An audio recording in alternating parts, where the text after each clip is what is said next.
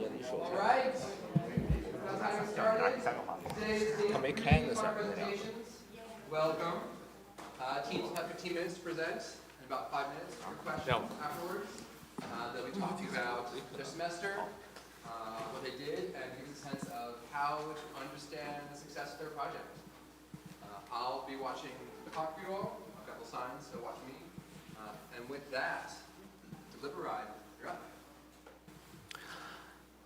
Okay, hi everyone. We're Team Deliberide, and welcome to our final presentations.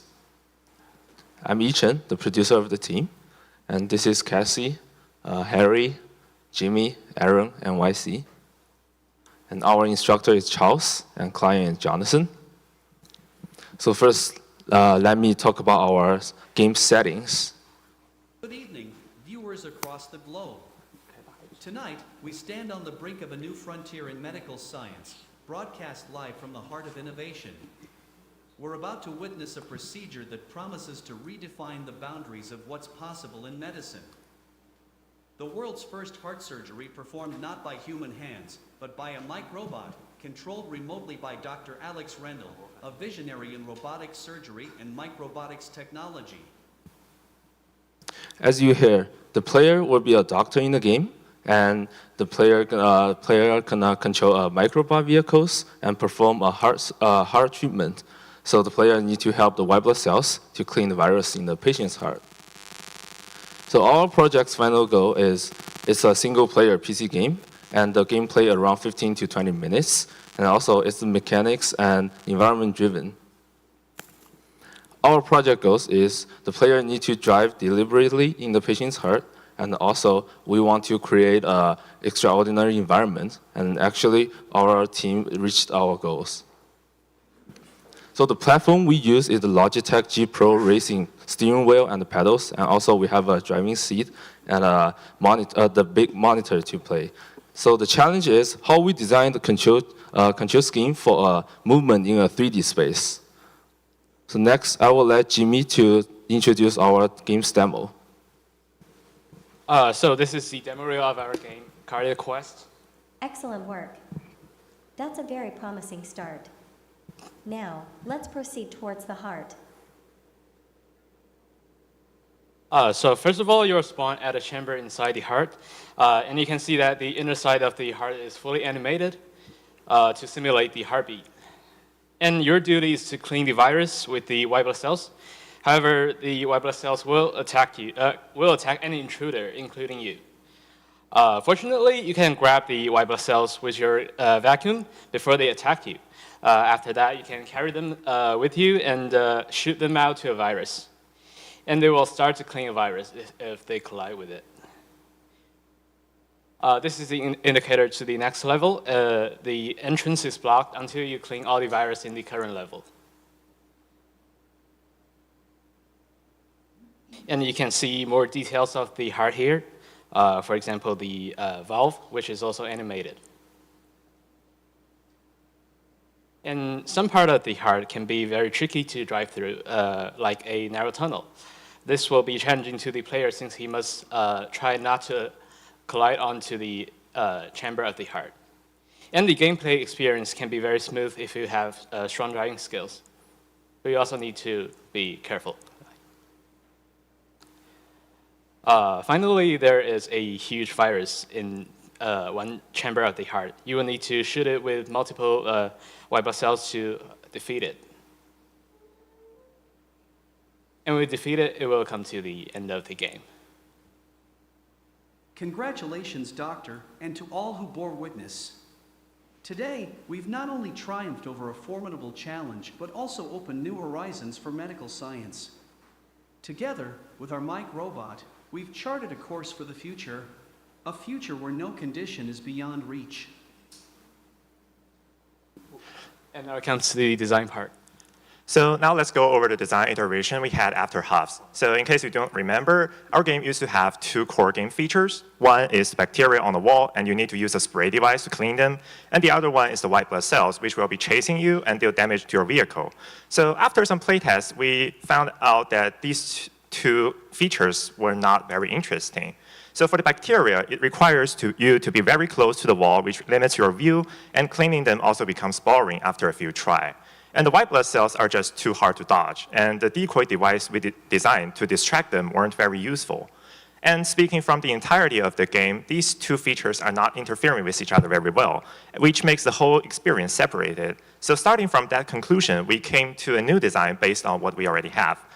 Since we have these features which felt irrelevant to each other, we considered reducing the number of them by uniting the two things into one.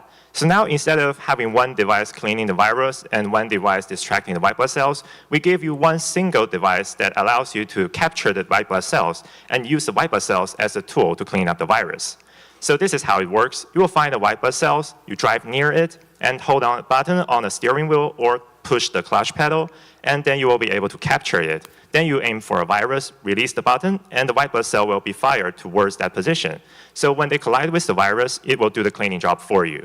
We spent some time adjusting the feeling of capturing and bursting, and also the virus dissolving, just to make sure that this experience remains satisfying for the entire game. Playtesting also told us a lot, both from the playtest day and also soft opening. People were happy about the feeling when they successfully cleaned a virus, and also they are excited to be able to drive a vehicle inside a moving heart. And teenagers and young adults, which falls into our target audience, they tend to enjoy the game. People around that age tend to learn the game fairly quickly, and they all gave positive feedbacks about our game. I think we can say that the design is kind of successful on the purpose of entertaining our target audience. But there are also concerns, mostly about the control scheme. So at first, this game is operated by the steering wheel and also the pedal provided by Logitech, and they work well because our vehicle is always parallel to the ground. But when we want a different and also a better control movement system, which allows the vehicle to change its pitch angle freely, the steering wheel seemed not to be enough. So we went for a complement of a shifter. We used this shifter to control the pitch angle as if using a joystick to control an airplane. And the problem is the shifter was more like a set of buttons instead of a real joystick, and it became very difficult to control. Some people get along with it, but many people don't. So after a lot of consideration, we decided to take it out and went back to the steering wheel. So now we are using the gear buttons on the back of the steering wheel to control the pitch angle. Although they are not that perfect, it has two arrows on them that pointing upward and also downward, which at least made them more intuitive than the shifter. The stage is set in a human's heart, so we took advantage of its complexity to make the game level. There are 5 areas in total: right atrium, right ventricle, lung, left atrium, and left ventricle. There are also 2 different areas that offer variety. The lung area has no germs, no white blood cells, but since its shape is like a narrow and tortuous pipe, the player needs to be extra careful when piloting through. The last area, left ventricle, has a boss fight, which is the climax of the game. At first, we wanted to be a free exploration experience, but then we found that it's really easy to get lost in the human's heart. So, in order to limit the space, we made it linear and added a visual indicator to show players the way. This is what our narrative doc looks like. As you can see, it's done in the format of a spreadsheet, which is a kind of industry standard. And what's good about it is that the content, whatever is tutorial, progression, or feedback, can have 4 attributes: name, content, trigger, and note. By doing so, our programs can know how to implement them without the help of a designer. And that's what they look like in the real game. We also took advantage of AI to add voiceover to our dialogue. This is Microsoft Azure. As you can see, not only can I choose a speaking style, but also fine-tune the pitch, break, and even the intonation of every single word. Let's listen to it. It's not time for moving on. There are still germs that need to be cleaned up. Victory! The left ventricle is cleared. Our mission here is accomplished. Time to exit. You can hear the difference between a feedback and a progression. So after we decide to incorporate the heartbeat animation, I created a second version of heart model, which has a cut open design and optimized topology. And both of the changes aiming to enhance the animation's performance.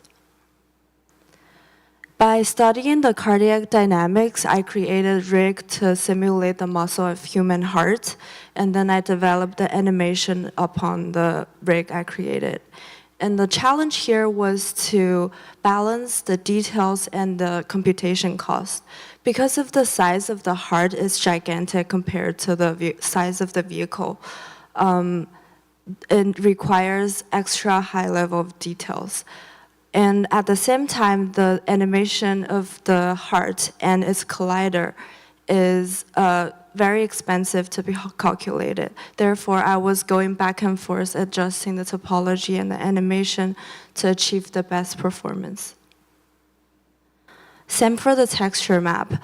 The texture map will be zoomed 400 times in the gameplay, and the resolution will not be enough after the scale up.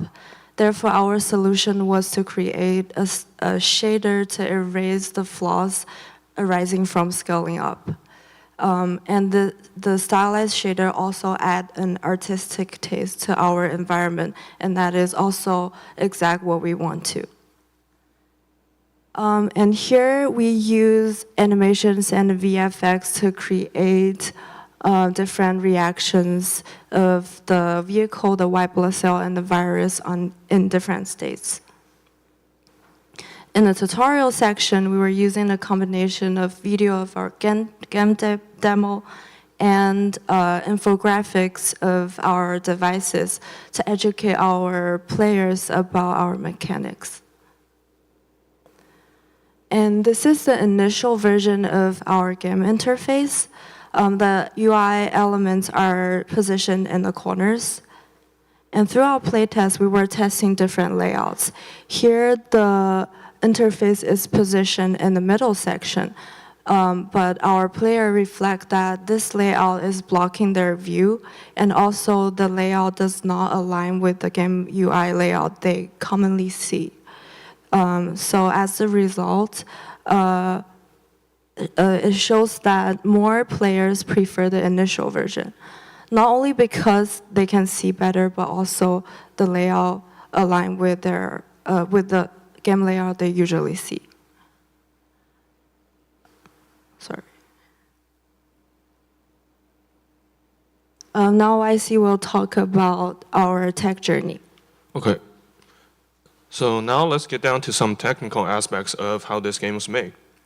We started this project in Unreal Engine when we thought that we may need a more realistic environment, and Unreal just handles photorealism really well. However, after halves, we had an internal discussion with our client that realism is not really the focus of this project, and we knew that we would be able to do more things faster in Unity because our programmers are more familiar with it. So we transferred the project to Unity. And this is one of the cooler things we did. You see the environment of our game, the heart, as Yuxuan mentioned, is fully animated. Video games don't really do this for a reason, because playing the animation is pretty straightforward, but handling interactions with a complex shaped moving environment can be very expensive on a CPU. More specifically, consider the collision with the heart. Unity's solution allows us to update the collision shape every frame as the animation plays. When we tried to do it this way, the calculation turned out to be way too heavy on the CPU, and the game just crashes. So our solution is to write our own detection algorithm and update the collision shape every 0.2 seconds. This way, we don't overwork the CPU, and the updates are still accurate enough that the players will know the difference. This is a bug that some of you may have seen before as a result of our algorithm. It happens when the player goes through the heart and get out if they collide with the heart within the 0.2 seconds of updates. We have already fixed it by putting a static collision shape that is the same size as the heart at its largest stage during the animation. Okay, so our game will publish on the itch.io, so it means it's compatible with the multiple input system, so the players can also use the Xbox controller and the keyboard to play our games.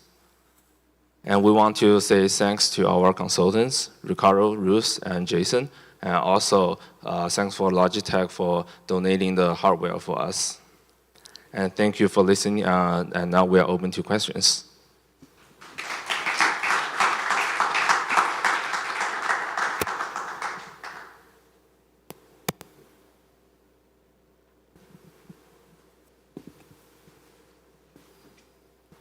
So, project goal, design a driving experience, but it looks like you built a flying experience.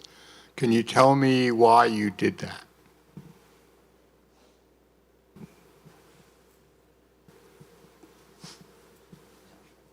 So I believe that based on our conversation with our client, which is Jonathan, I think we had this talk about what exactly should this driving be looking like. So on this project description, I think he mostly focused on driving under a dangerous situation and solving a problem. And when in the pitch process that we provided our ideas about what game should we make, we provided different ideas, including driving a normal car and airplane-like thing, and also submarines. And I think our client is happy with any form of this driving simulation. I mean, he thinks that either kind of this vehicle that you are controlling can be considered as driving experience. So I think that after a firm conversation with him, I think that's what we got as our design goal. I didn't ask whether the client's happy. I asked why you did it. So for the purpose of designing this driving experience, I think we've considered to make the same. I think we picked this hard as the environment that we want to create. So we first decided that we are going to drive inside the heart, and then we came to the decision on what exactly should the vehicle be able to do. So we came through different options, like letting the vehicle drive on the wall so that it can, just like playing Mario Kart, you get to drive your car on uneven roads. And then we figured out that it seems a little bit too common, and we are not very sure about doing this normal driving experience, especially that we are considering to create a driving with care experience. So then we figured out, what if we can try to challenge ourselves by using the steering wheel to control a different control scheme that is typically not performed by a steering wheel and also the pedals. And that is the reason we decided to say, hey, what about we can make the vehicle flying in the air? And that is the final decision we made.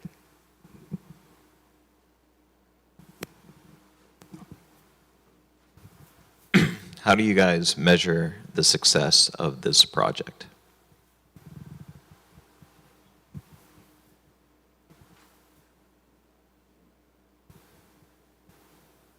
I think our client didn't ask us to create a educational game or a game that's fully for fun. So our purpose is just to tackle the design challenge. I think that's the main goal. And I think we succeeded because our target audience, which is young teenagers and young adults, they pretty enjoy the very creative game design and mechanics.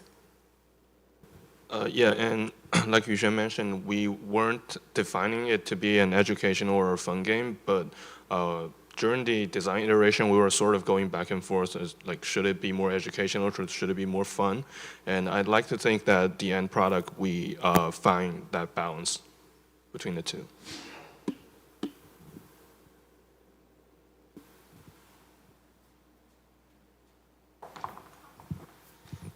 So if I understand right, this is meant to be a transformational game, yes?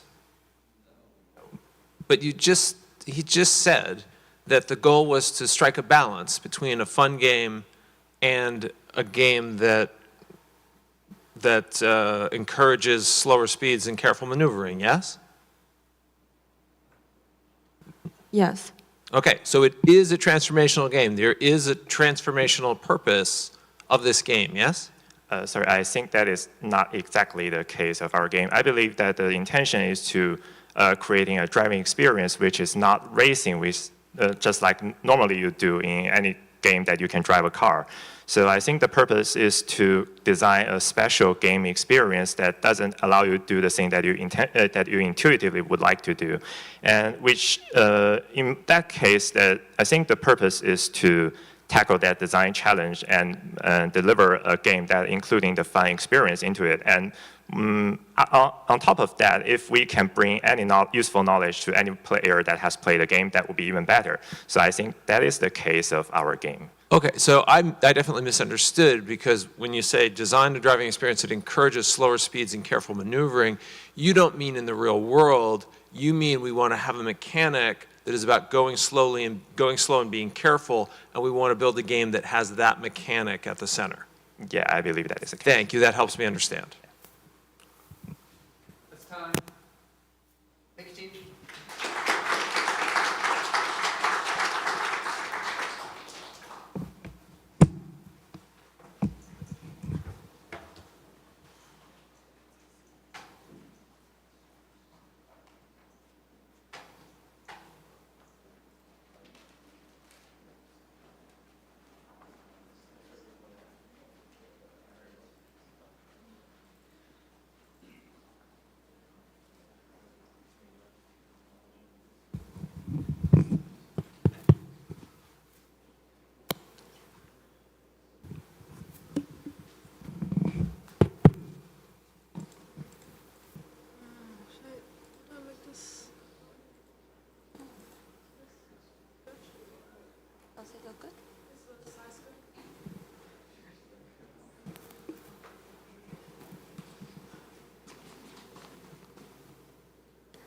Hello, we're Team All-Lighter, and our client was Niantic Lightship's Jake, and our advisor was Mike Crystal.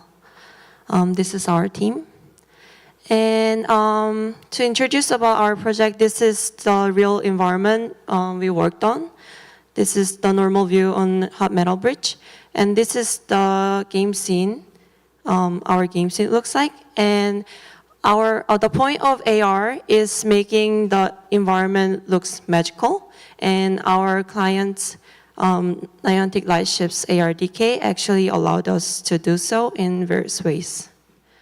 So our project goal was to create a mobile AR app using Lightship ARDK to offer an appealing AR experience and to inspire people to explore the real world. So here's our game idea.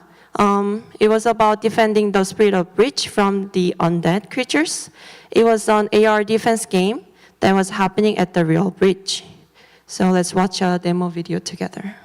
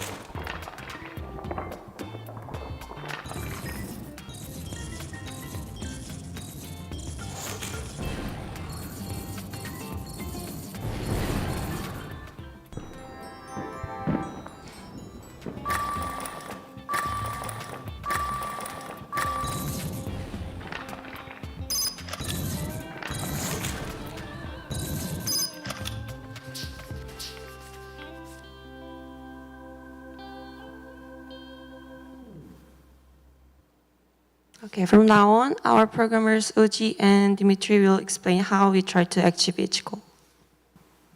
So Niantic's Visual Positioning System, or VPS, lets us create scans of real-world locations, and we get 3D meshes from that, which we can then import into Unity, and then use to align and position our own 3D assets alongside those, which will appear to the player in AR when they visit those locations. The VPS is a great way to quickly create location-based experiences, and it also makes testing our game easy on the computer, since we can play back the scan in Unity instead of having to visit the Hot Metal Bridge every single time. However, It's not perfect since it doesn't work well in indoor areas, and in outdoor areas it still requires some sort of distinguishing feature or landmark to work well. And finally, it requires internet access to function. While VPRS is a foundation of our game logic, contextual awareness, also known as semantic, provide us a lot of tools for visual changes. We can change the sky color to red or any object that is categorized in the Niantic contextual awareness category. And beyond that, we can also use the sky as a mask to only show some object if they are covered by the sky. For example, if you take a look on the portal on the left and the fireworks on the right, you'll only see them when they are overlapping with the sky, and they will not block the downtown buildings. Semantic can create some very good view in outdoor, and more surprisingly, the performance is very good. Like, there is a real occlusion feature in the ARDK, but it's very costly that you just cannot make it executed every frame. But semantic can be executed every frame, and like, you can create a sense of occlusion as we introduced by combining shaders and camera. So it's a very good alternative occlusion solution. So we use Niantic's Map SDK and customized it to our own needs. First, we show a player a brief overview of the game, and then guide them to the hot metal bridge using arrows placed on the map. Then we also update the map based on the player's in-game progress. For instance, once the player clears a certain area, we no longer show the enemies on the map in that area. And finally, as the player walks along the bridge, we have them push a virtual cart of turret components to unlock subsequent areas to defend. Yeah, a lot of players want to appreciate the character more and even try to interact with the enemies, the turret, by putting hand in front of camera. Thus, after the gameplay part, we provided a photo scene for them to place the enemy layout they want. And more importantly, this placement layout can be seen by other players within the same VPS thanks to the shared AR feature of Niantic. So you can actually create a layout with your friend and take a photo of them that is surrounded by the AR elements. Shared AR is a very helpful feature since Niantic provides server to locate different players in the same VPS into the same lobby. Just be aware that it still requires you to use a Unity default network solution in order to make it work. So here's our challenges and lessons we have learned. So we have done our playtest in several locations. We playtest in the Hong Library for the playtest night, and then also we playtest at the ETC for soft opening and playtest day. And we also have our weekly playtest at the Hot Meadow Bridge. And we found out that during the playtest day, it was difficult to test a tailored experience in another space. And the VPS semantic performance indoor are not as good as outdoors. And then originally, our interaction is swipe to rotate the turrets, and the interaction is a little bit more difficult. And then we had a different type of interaction, which is click to activate the turrets. And the interaction is easier and more intuitive. And this way, they can keep the player engaged because they need to constantly target different undead instead of sit and watch.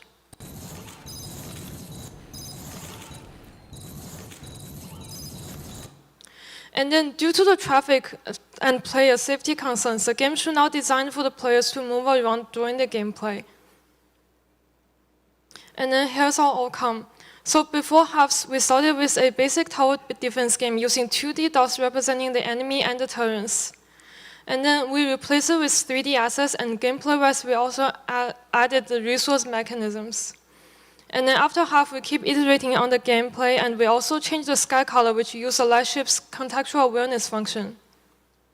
And for final, we added more VFX as well as updated UI. We also added more turrets tabs and enemy tabs. And to summarize, for halves, we have 2 levels, 1 enemy tab, 1 turret tab, some simple UI interactions, and we use 3/4 of the Lightship features. And for final, we have 3 levels or play points, and 2 enemy tabs and 3 turret tabs with the VFX. And we also achieved our stretch goal, which is a shared AR, and we built both on the Android and iPhone. And here's our client testimonial. So Jake just sent this to us, but he didn't have time to record a video, and this is just like a part of his testimonial that we found the most valuable. So in terms of art design, we have followed several guiding principles. First, because our game is set on bridges in Pittsburgh, so we hope to incorporate some elements of Pittsburgh. And Pittsburgh is quite well known as the city of steels, and bridges were also the important source of transporting steels in the 1900s. So for the design of our three types of turrets, we have referenced the old-fashioned weapons, and in addition, because we have 3 stationary play points in our gameplay, and we hope to have some game mechanics and elements that could link the 3 play points.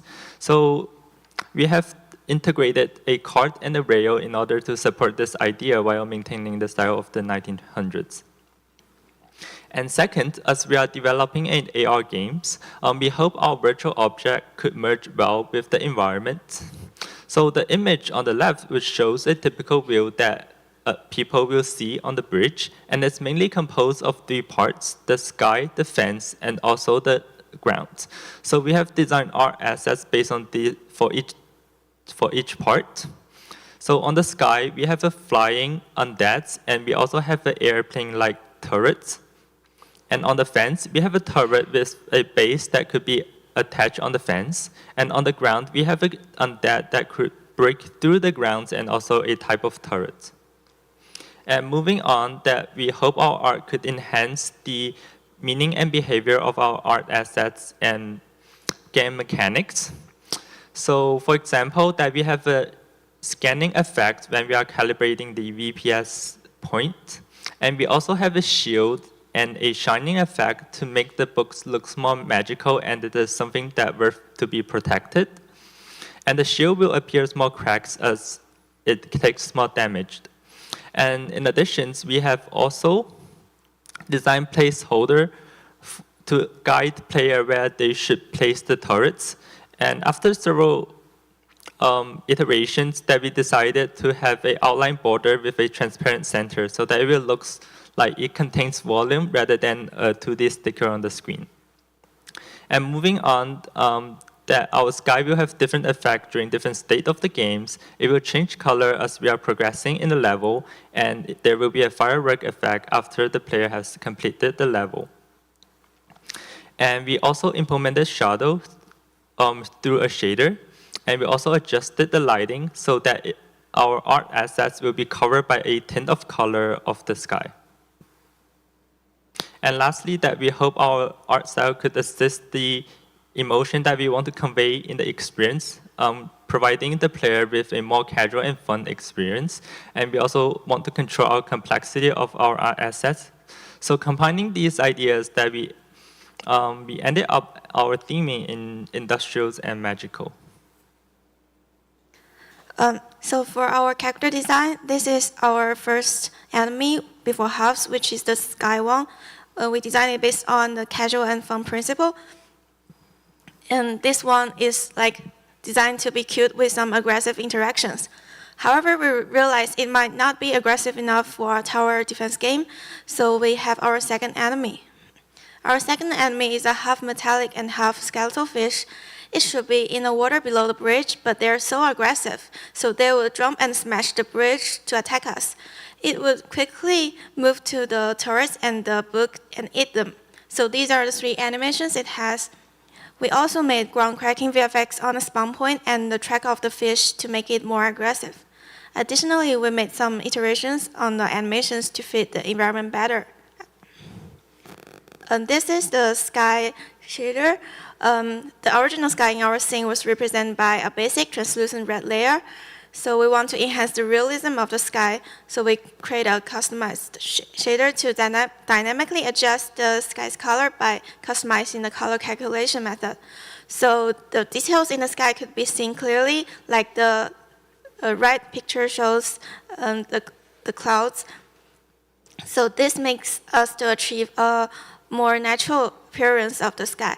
We also refine the edges of the sky that meets the rest of the scene to make the transition more smoother. So after HAPS, we realized that AR has a high performance overhead on mobile, so we made some art specifications as well. So we determined to use universal random pipeline after HAPS since it's cheaper in mobile performance, and we restricted our 3D model to be low poly as well.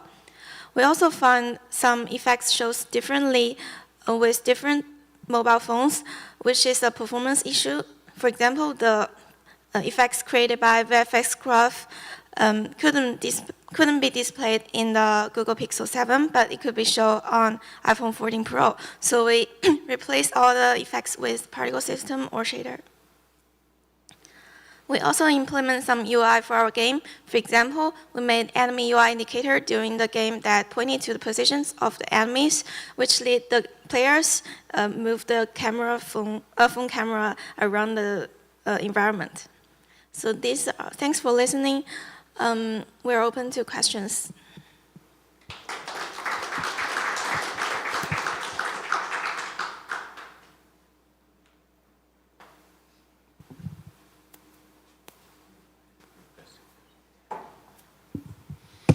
Do you think this kind of game could work with a headset?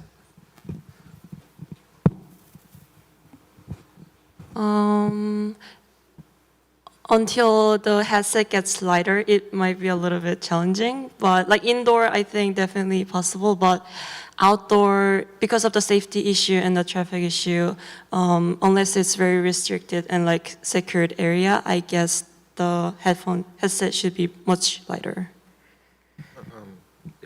And technical-wise, Lightship does not support like Oculus or Quest for now. So if we want a similar experience in headset, we might need some other ARDK for that. Just for now, because they might have planned to integrate it to Quest as well. I'm interested in hearing more about the pedestrian problem. Was that, you kind of glanced over that quickly. Do you see that as a real blocker or kind of deal breaker in these types of games, or how did that manifest in the gameplay? But as long as you are, the players are standing at the same point, we could compromise and make the game still playable. So it was not a hard blocker. But if you want to involve more of AR feature, like actively encouraging players to move around while playing, then probably pedestrian would be a blocker. So keeping the players moving predictable so that passerbys wouldn't crash into them. It seems like the solution, yes. So I understand. Okay.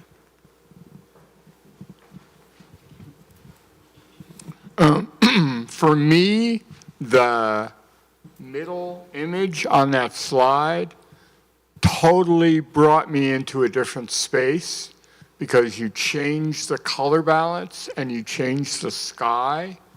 And I would love to hear you talk about your thought and design process for coming up with that idea. Artist. So our main goal is to create a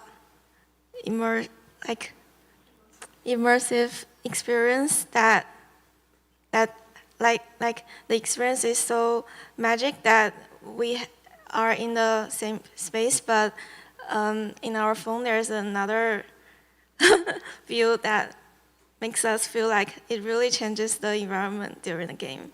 So we have that idea.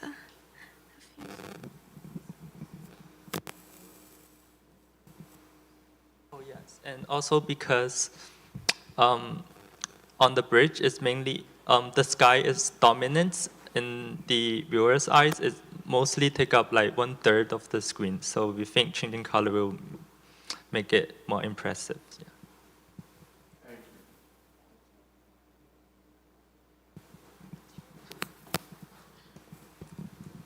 I'm kind of curious, what advice would you give to a development team that wants to make a similar experience? Like, what are techniques that you found were really effective, and what were things you found that possibly don't work?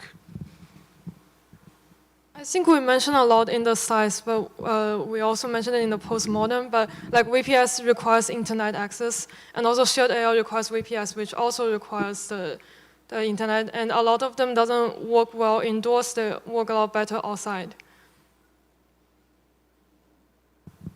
Also, like the space limit, the distance limit, you can scan and make the VPS like active. There's some kind of restriction to make it, make the experience kind of fluent. So maybe be aware of limiting the gameplay using the AR to make it more effective, and rather focus on shaping the gameplay kind of more immersive and engaging.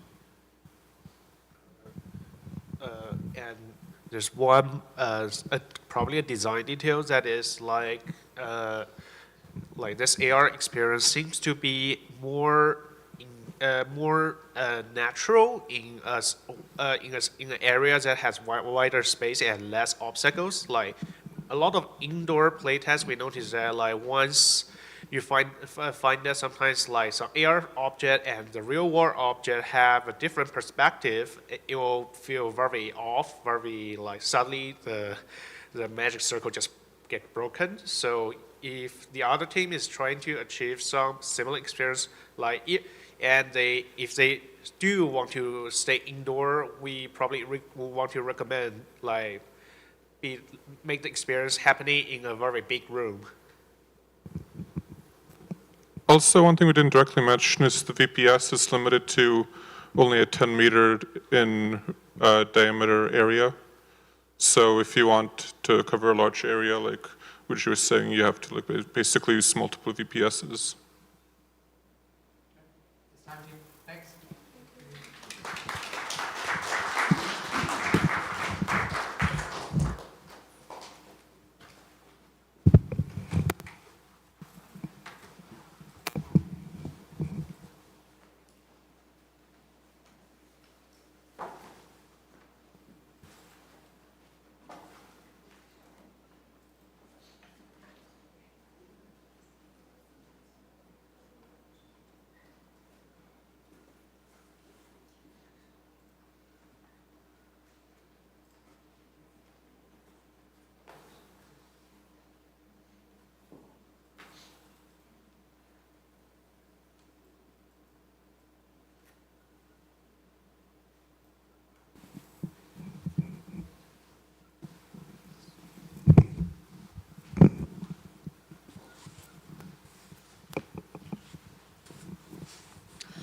Good morning, we're Team Unsolved.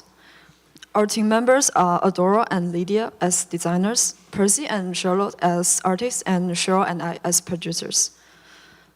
Our instructors are Dave and Chris, and our client is Cassie from the Games for Change conference.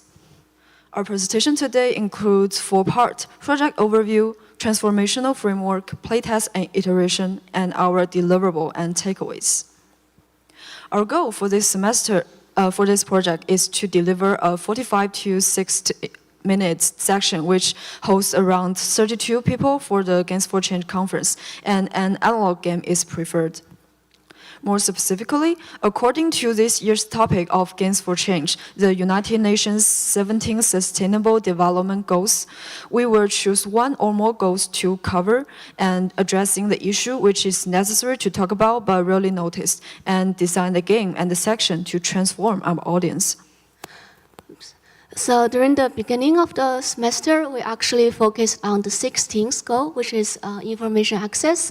We was gonna discuss how journalists work with the institute and how everyone should have the freedom for information access.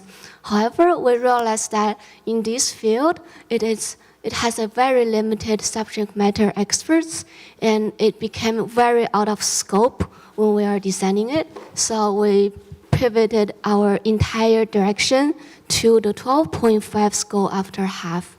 It is about recycling, and for recycling there are plentiful resources online for us to do research, and it has overlooked details that we can discuss. So we believe this is another interesting topic that we can do within the scope that we planned it.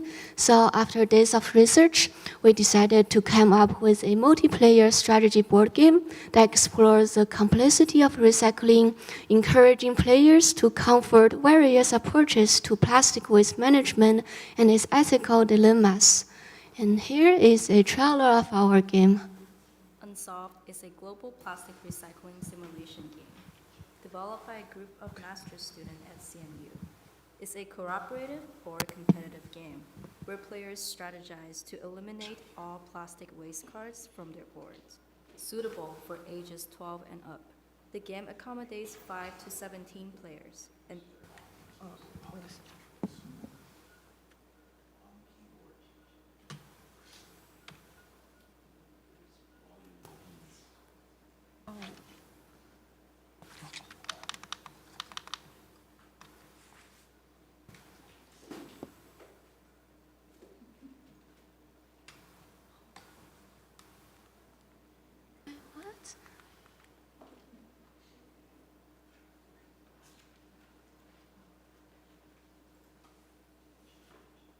Unsolved is a global plastic recycling simulation game developed by a group of master's students at CMU. It's a cooperative or competitive game where players strategize to eliminate all plastic waste cards from their boards, suitable for ages 12 and up. The game accommodates 5 to 17 players and typically lasts 40 to 50 minutes per session. During the game, players take on the roles of representatives from fictional countries, engaging in various activities such as destroying plastic waste cards, constructing processing facilities, processing waste, selling processed cards, and trading with other nations. The game set includes 110 plastic cards, 4 stylized country boards, various tokens, and more. All game components are made from environmentally friendly materials such as paper and wood. Unsolved is a global plastic. So the main group of audience for the conference are people interested in games, education, and related fields. They're usually willing to listen and learn because they expect an experience of change during the sections. This year, we have the UN goal as the theme, so we are also expecting people that are interested in sustainability. The main reason as barriers, so first, most plastic waste disposal is a national problem, which is due by the national level government, such as federal government. But for the normal people, recycle is done when you throw the trash into the bin with a recycle symbol on it. So where does it end up? I guess most of the answers would be is sent to the center, get packed or recycle, whatever. But in fact, the plastic waste that is recycled is only 9%. So we decided to go for our experience for now is let people understand the plastic waste system. With our audience are probably people who already have such context about the topic. We plan to have a simulation that reflects different aspects of the real life. So to explore how our game will be like, we have taken several rounds of playtests to improve the quality of our game. So at first, we have the playtest with students and faculties, and we also have the playtest day, and at last, we also have the soft opening session where we invite more faculties and our fellow students to play our game. So the first stage of playtest is making paper prototypes. A paper prototype does not require that much details in art, so it is easy and quick to make. By using the paper prototype, we have tested our game's complexity under the initial version of our game mechanics. Also, we use this version to see if the game's results can fit our game project goals and also convey our transformative frameworks. And after that, we have improved our assets, and they are as shown in the picture. In this version, we have printed out our cards, tokens, and boards, and they are basically how they will be like when in the final version. And this is to let players get acknowledged about how our games looks like, and we also refine our game's mechanics and difficulty level. We also made a clearer tutorial at this stage for our game, helping the players to get better understanding for our game's mechanics. In this version, we have made most changes to the design of our board to make it more intuitive and understandable for the players. And here is our printing sample, and it is passed along over there. And we have done this through Game Crafter, and through this process, we have learned about like how the game crafter working pipeline is, and also we have our physical asset samples for us to see like whether everything works and whether the quality of printing is good. But during our playtest and also the game designing process, we have met several problems. The first thing is that the transformative framework, we have decided at first have too much focal points, so we need to maybe do some change to it. And also the mechanics, at first we have 9+ available interactions, and that seems to be too much for the players, especially there can be some players that does not know about tabletop games that much. And also, the final thing is at the warp up, we have a really long story to tell because we want to get into the real life situations more. So it requires too much time, and we do not have that much time. Yeah. So in order to do that, we have decided to do two things. So the first one is to simplify the gameplay, and the second one is to enhance the experience. Let's talk about how we simplify the gameplay first.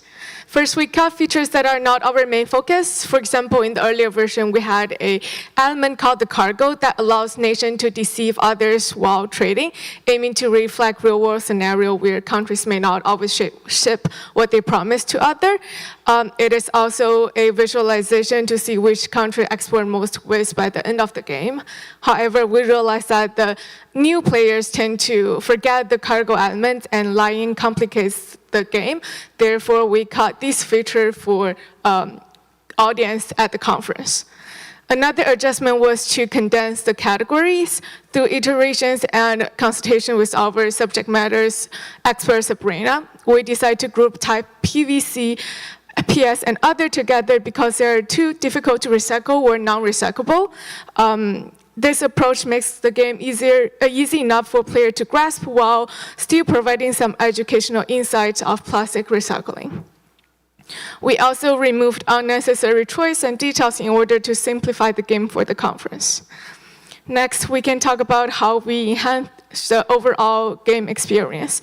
In order to create a smooth gaming experience, we developed visually appealing game components. We refined art assets in order to have a cohesive art style. Developing game component requires straightforward interface to ensure usability. So after exploring different types of card design, we settled on the design with a more clean aesthetic that conveys all necessary information. We refined the game board as well. The previous version has a beautiful background. However, the interface was not intuitive enough for naive player. Therefore, we changed the interface like this. As you can see, there are more visual elements and information to improve players' comprehension of the game. It is pretty easy to interact with the board and token because the tokens that you need to place on the board shares the same size and shape of the grids on the board. To enhance the experience further, we focus on strengthening the tutorial. After testing different types of tutorial, we settled on the combination of verbal instructions, slideshow, and hands-on action walkthrough. This approach proved to be most effective and creates a smooth learning experience for the player. A cheat sheet is also provided for each table as a reminder of the tutorial. We also put some time and effort on designing the game structure to achieve our goal. Between the two rounds, we introduced policies inspired by real-life practices for each nation to spice up the game. And during the trading period, we changed from open discussions to turn-based gameplay, ensuring a balancing opportunity to initiate trade for each group. And after the game, we have a wrap-up to reflect on the purpose of the experience, reinforcing the player's transformation. So after updates and iterations from playtests, we update the framework based on what we have. It was a reverse process, in fact, because for our special situation, making it work is now our top priorities. Our finalized purpose would be letting the audience understand that the core challenge of recycling is outliving money. Also, having the game done means we have the main transformation as well. In the section, we will have a game about global plastic waste disposal simulation with a tutorial and a web route phase. The game focuses on decision to balance economy, environments, and national relationship. We also have imbalanced data in the game to mimic the different developing stage of the countries. The core realization we want to bring up through the experience is that far less plastic is actually recycled than people think. And we want the player walk out with the room with that the one solution would be buy less plastic. Alongside our game, we are delivering a hosted section at the Games for Change conference, where attendees can expect a 1-hour section featuring an interactive tutorial, 2 rounds of gameplay, and a web panel discussion about our game's message and recycling resources. Given Games for Change's focus on social impact, educators and related organizations may find our game useful for raising awareness in classrooms or group organizations. So we are also providing a comprehensive list of all documentations they would need to help them duplicate this experience, including a detailed section guide, presentation slides, and script, and other production materials. While our main focus has been on creating an engaging experience for the Games for Change Festival, we also try to make sure that our board game is replayable and can function as a standalone product. So players can purchase the complete game set from GameCrafter, a print-on-demand board game site. Also, the site we print our physical board game, and this allows them to customize the game's parameters and settings to explore the different strategies and longer gameplay sessions. Reflecting on our semester, there are some of the key takeaways. Firstly, our approach to topic selection underwent significant evolution. Since we are giving the text to cover any really talk about topic, we felt the pressure to select something unique and led to various difficulties in terms of directional focus and information we could effectively pursue. So when we pivoted, we made sure to look into versatility of the topic and our access to relevant resources. Our endeavor to develop a physical board game for a conference panel also taught us the importance of interactive engagement. We learned to engage players by transforming passive observation into active participation, allowing them to act instead of just sit and listen.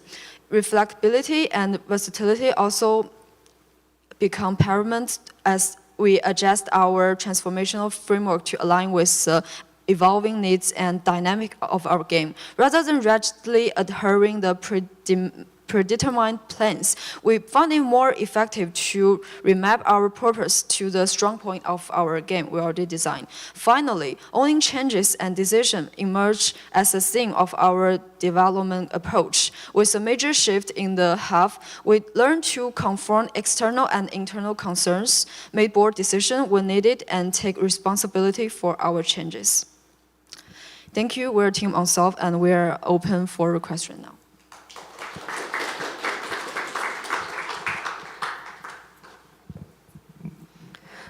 Really nice pivot. I expected when you were talking about the experience to hear a little bit more about how you're going to moderate the experience. Are you playing as characters, or are you simply bankers who take the money, or how are you adding to the experience of the game because you're there in person?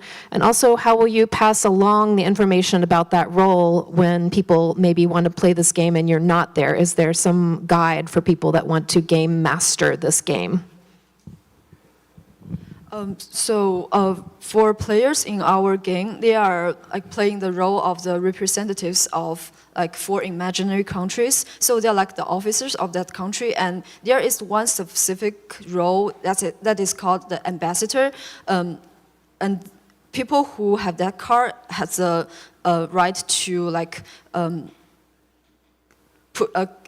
take the card with them and to walk around in the room to trade with other country, or just sell their plastic card to the international processing center, like we talk about in the video. And what is the next question again? Yes. I think maybe Candace misunderstood the question. I think what you're asking is what's our role? Our role is the IPC during the game, which stands for International Process Center, which is a character that you play to hand out, like, they buy facility from you. So I was doing that job during the playtest with a lot of faculty. And more of us will be the host, which is not a part of the game, to just host the lectures or help answer the questions. We do have a menu that you can purchase with the game on the Game Crafter to show like step by step how to be an IPC, which was my role during the playtesting. And also we have this like hosting document, including our words and PowerPoints we'll presenting on the conference in case any educators or gamers want to kind of like duplicate a section on their own groups. What games did you look to for reference and inspiration when you were coming up with your game? We tried so many board games in the board game rooms. For example, Ryan. Too many. And yeah, and we also like look for the formal works from the Games for Change groups, like in our program, and the transformational games they develop, such as the Peacemaker and like the I think it's called like a game like they play as a Piggy Benjamin? Like in a piggy society. So yeah, a lot of the formal works from the Games for Change groups. Time for one more. Thank you, team.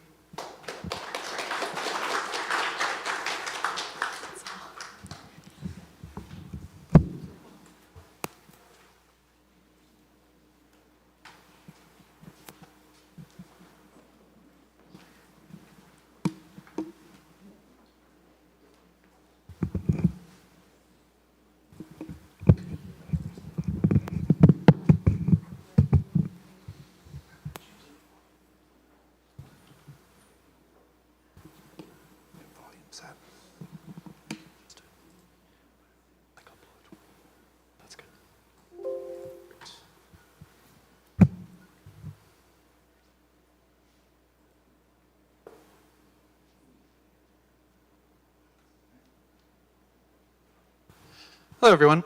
We are Dusk to Dawn. My name is Derek. Presenting with me today are Annie, Ezra, Colin, and Lutong. Not with us today from main campus is Michael Wong. He is a composer who has made a song for our experience. So our project team this semester built a playable demo of a 2.5D action RPG. Gameplay revolves around combat and exploration, and we're using a unique lighting system from Unity's engine to bolster our visuals and some of the gameplay elements. And to kickstart us off today, I'm going to show you a demo of what we made.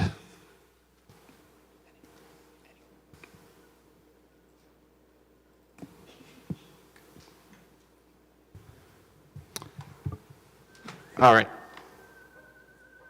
So I'm going to be playing a shortened experience in the interest of time. So for example, when any text pops up, I'm going to summarize it instead of reading through it all. Let's get started. So to start off, we have a narrative slide, a couple of narrative slides here. Introduces the player to the world. It is one of, we are tiny people who live in giants' homes that are abandoned. So ours has been destroyed, so we need to find a new one. Our people have sent scouting parties out, but none have returned. So our mission is twofold. It is to find scouts, the scouts that haven't returned, and to clear the house, make sure it's safe. This also serves as an introduction to Hum, who is a fire spirit who helps us along our journey.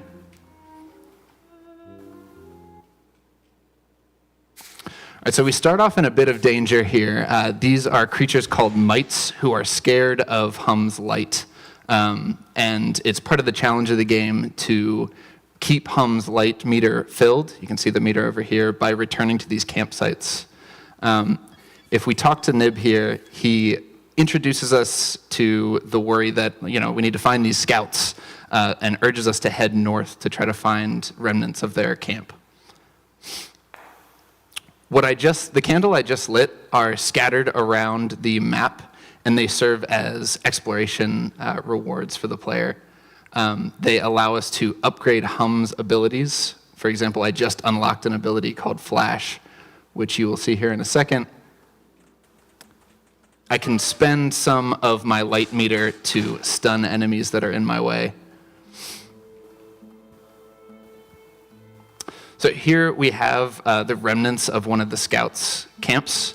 If we read their notes, it tells us about their mission to light this furnace, which will serve as a beacon for future scouting parties. It also tells us that the fuel line is running dry, and we need to find 2 valves within the room. So that's what we'll go do now. Don't want to deal with these guys right now, so I will flash them and keep moving. So here we have a curious little contraption. Players will use Hum's light to cast a magical shadow and light the sundial ring of crystals to keep moving. We now have come upon a slightly more challenging enemy called the bullcap, who hits a little harder. Finding myself in danger here, so we're going to keep moving. So we've opened the first valve. Now we're going to head back to camp as our light is running a little bit low. You can see as my light runs lower, the mites are coming back out of the woodwork to chase me down as the danger to them is no longer there. Getting pretty close to dead here. We will see if I can make it back.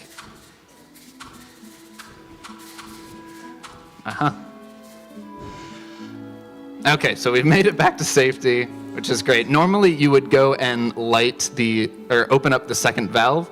Again, this is a shortened experience, so we narrowed it down to 1. This leads the player to a moment where they have to figure out that they can use Hum to light the furnace once the fuel is set.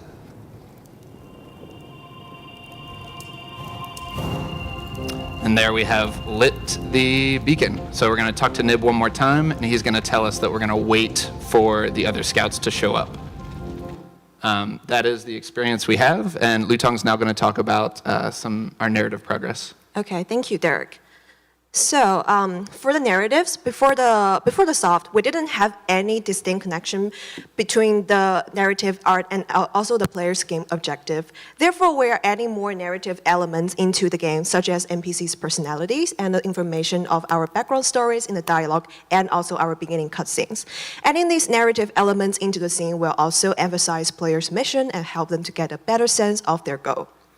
On the left side, as you can see, also in the demo, the NPC, the name is Nib, and he is the responsible leader of the nomads, and he will help the player who is a vagrant under his team to find the mystery behind their missing comrades. As part of the game experiences, as you can see on the right image, the player will be able to read the notes from the missing comrades at the campsite about the house and also the clue about their quest. Then after hubs, we are generating more assets, as you can see here. As one of the example on the image below is we generated some new assets calling the glowing mushroom will serve as a beacon to the candle, which will help us to ignite and to upgrade the skill points of the fire sphere called Hum around us. And finally, for our visual direction, we decided to use more 2D sprite instead of 3D in our game to get a better look depth in the game. In the middle of semester, we did apply a lot of pixel texture to the actual 3D model. However, using too much 3D model might counter our initial direction, which we want to create a more pop-up book-like visual style. Therefore, by assigning more normal maps and shader materials created by Ezra in our team, we're able to utilize our dynamic system better and adhere our artistic goal. Currently, we combine more 2D assets and with our existing assets together to keep the visual consistent enough. And now we're moving to the game design part. one of the major things that we change in design is to polish the level. So this is the overall level layout. And you can see at the beginning of the area, it's the most destroyed area and it's taken over by the plants. So you will see a lot of mushrooms, grasses, bushes there. And once you walk into the center area, you will find our ultimate goal of the level, which is the aged furnace that you have to light. And you will find the campsite that's left by the scouts previously. And the realm on the right-hand side is less destroyed. You will start to see some bookshelves, books that's left by the giants. And the realm on the top left, it's the least destroyed area. You will see more and more traces of the giants lived here before. You will start to see those huge bookshelves, see those chests, the machines, the carpets. So we are gradually revealing the giant's house to the vagrant. And also we are using those landmarks to help players better understand where they are at currently. And feature-wise, you can see those white boxes, they are the goals. That's the 2 valves that the player have to open. The purple area is the shadow puzzle. The green area is the tutorial zone. And the blue dots are the collectibles, which are the candles that the player can light up and thus get power-ups. The red triangles are the 2 recovery points, which are the 2 campfires that the player can recover their health and also refill the light. The reason why we changed the level to this version is because of several reasons. The first one is that we want to give player an early wing, like an easier pass at the earlier stage of the game, so that we move one of the valve from the top left to on the right of the furnace, so the player can easily find them. The second reason is you can see those 2 passes are different. One is mainly combat, and one is combat plus a little bit shadow puzzle.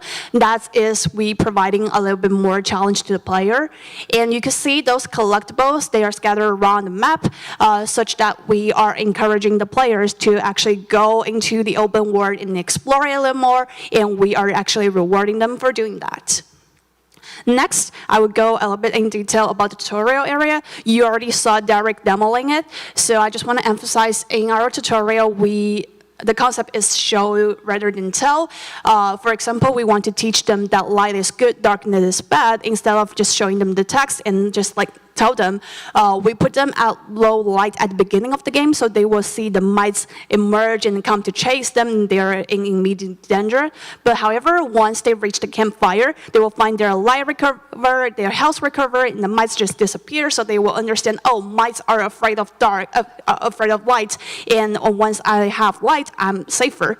Also, the candle is another example. Like, we put a boundary there so that we prevent the players from directly interacting with the candle, but however, they could separate and move hover over the candle and light it up, and thus we will like tell them, oh, then lit candles can be used to upgrade home, skills, and stuff.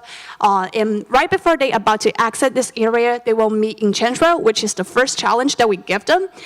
There we will introduce them with some combat instructions, as well as prompting them to use flash ability, which is like newly unlocked. Next, Colin will be talking about technical success.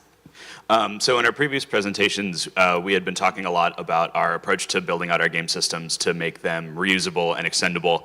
And we think one of the best examples of how this has worked out for us is in the Enchantress. This was the second enemy that we implemented into the game after the sort of mini-boss style enemy, the bullcat. It is made largely of the same components and individual behaviors as the bullcat, just cut apart and put back together in a different order. But as you can see in the game, and it is evident to us and players, it is behaviorally distinct. And on top of that, it took a radically shorter dev time to complete a finished version that we have in the game. On the other hand, we have the mites. So again, they are largely made up of the same components as the other 2 enemies, but they have a couple characteristics that set them apart significantly, those being that they are reactive to light, and they are also spawned on the map over the course of the game as opposed to placed there beforehand as sort of obstacles. These factors combined mean that the environment that they have to react to is a lot different than that of the other enemies, so they required a significant amount more tweaking. Our approach to building out the game system still paid off to a significant degree in building out these enemies. We saved a tremendous amount of dev time still, but this just goes to show that as we hope to take this project into the future, we're going to need to keep refining our process to be making the best use of our time, the work that we've put into the game so far, to make more unique enemies. And now Ezra's going to talk a little bit about playtesting. Thank you, Colin. So we attended the majority of the Hunt Library playtests, as well as other local playtesting opportunities like BitBridge, but we also did a lot of playtesting at GDC, where we playtested with other indie developers who've been published, as well as specific industry veterans recommended to us by ETC faculty, like Richard Lemarchand, the original designer of the Uncharted series. So we gathered a ton of feedback, and this had a huge benefit in that it allowed us to identify overlapping areas that a lot of different types of players were talking about and focus on addressing those. So that helped us prioritize what features we needed to focus on, and as we continued to play test, this also helped validate our design decisions. So leading into GDC, we were looking at around 10% completion rate of the demo, and then following feedback we implemented afterwards, we hit close to 90% completion rate for the players lighting the furnace and finishing the experience. Similarly, the sundial puzzle with rotation around the crystal was one of our most complained about areas initially, but as we added additional visual and audio cues, we actually started having players tell us it was their favorite part. So some of the feedback has been persistent from the very beginning. Originally, when we were playtesting our level, we would provide players with a pen and paper map, but as we finished more art passes on the environment and wanted to let it stand on its own, we stopped doing that, and consequently players started asking for things like a mini map or a compass, and they were getting lost again. We also have players frequently requesting additional gameplay verbs, such as wanting to climb on the large environment objects in the environment. So while we do plan on taking a hiatus after our final demo build, we are actively focusing on continuing development, and as such, we've put a lot of effort into archiving and documenting everything that we've worked on so far. But when we do resume, we think that a new grayboxing and exploration phase is absolutely necessary. We stopped grayboxing after quarters due to faculty concerns regarding development pace, but now that we've been able to get a lot of feedback, we think it's time to resume that area. We believe that a current weak point is the light puzzles in our experience, and we've already begun some interesting prototypes in this area. We implemented a ray traced solution for custom lit shadows that let us do things like light blending. Similarly, we've been experimenting more in the area of puzzles that have multiple lights in addition to just hum, as well as multiple objects the player can interact with. We have not spent a lot of time this semester doing business development, but James from MegaCat has offered to help us refine our pitch deck, and we've talked with a ton of indie developers about their own experiences seeking a publisher. So to that end, a recurring piece of feedback was do not release a public demo if you are seeking a publisher. As a result, we have started compiling a private mailing list to send out our final demo build and gather as much valuable feedback from industry veterans as possible. So quickly, I'd just like to thank everyone in the ETC who's helped playtest our game, faculty and otherwise. Like, this has been a labor of love, and it really just means everything getting the feedback from all of you guys. So if you have any additional contacts going forward that you think would be helpful for getting us criticism or feedback to make the game as best as possible, we would really appreciate it. And we are now open for questions.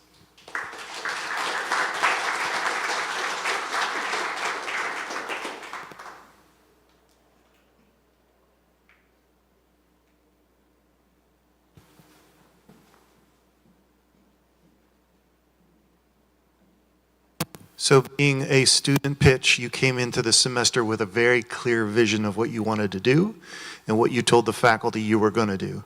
So 0 to 10, how well did you think you did? 10 being you kicked butt, 0 you would like to do it all over again. In terms of delivering exactly what we promised, or in terms of delivering something that we think is good? Something you think is good? I can't, you have to tell me what that is. I give us an 8.5.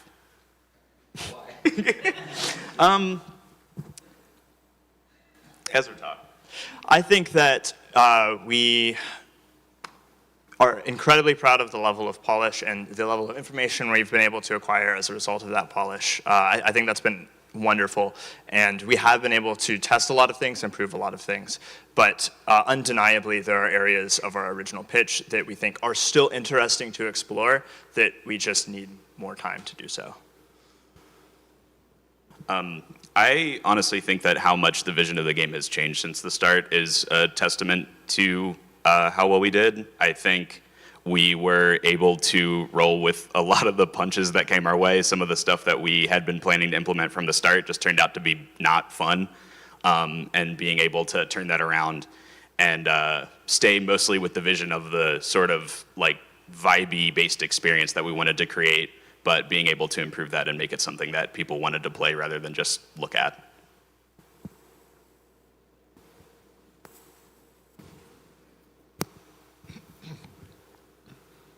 Do you have a legal entity that you've created? We have not created a legal entity, but we did, we contacted a lawyer to write up a legal agreement regarding the IP. So we have it in writing now that we are all 1/5 owners of the IP. There are things in place for if people don't want to work on the project in the future, having their share be redistributed among the other team members, as well as things like timing, ensuring that the work is protected as we go forward, and we don't get bogged down with legal troubles if it ever comes time to take it to the market. I mean, you talk about moving to the next phase. Certainly, that will come into. Mm-hmm. Yeah, we've been advised that at some point forming an LLC would probably be our best bet, but over the course of the semester, that wasn't our highest priority, as we're not super sure. Most of us are graduating except for me and Lutong, so as I just mentioned, there's going to have to be a little bit of freeze on production. So we just wanted to sort of enshrine the IP a little bit for now, put it on the deep freeze. Now being liberated from the EPC as a project that might continue in some fashion, what do you want to like rip out?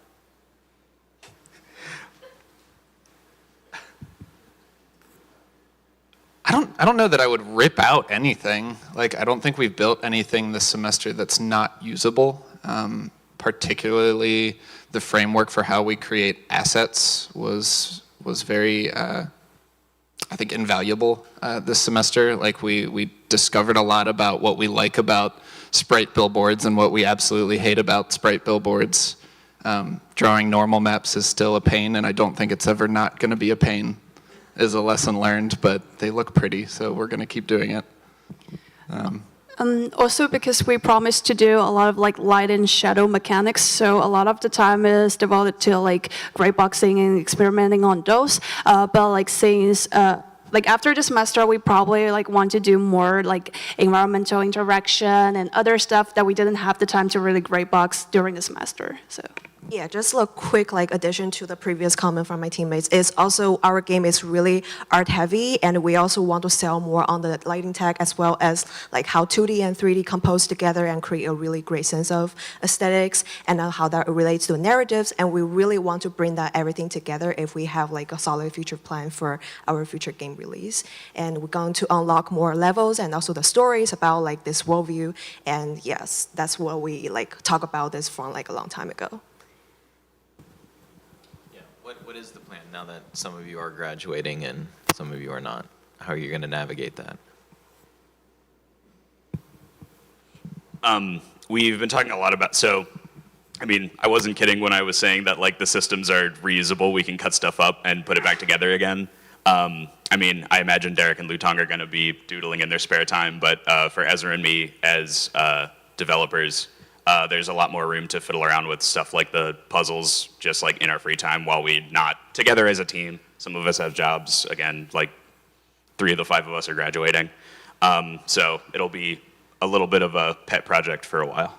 Development-wise, we've eaten a lot of our vegetables, and so I think we're kind of looking forward to the dessert, and that like there's so much work has gone into building these systems that now the door is wide open for actually doing a lot more experimenting with them, and I think we're excited to just kind of fiddle around with that.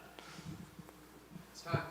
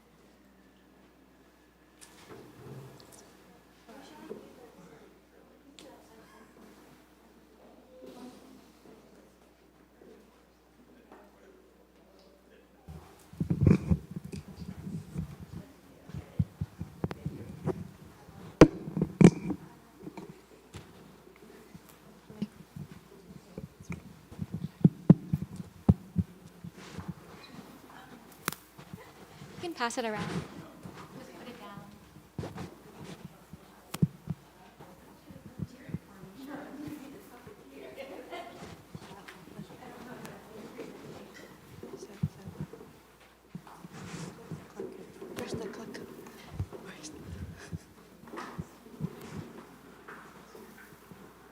So, hello everyone, we're Team Papamatics, and our client is West Liberty University.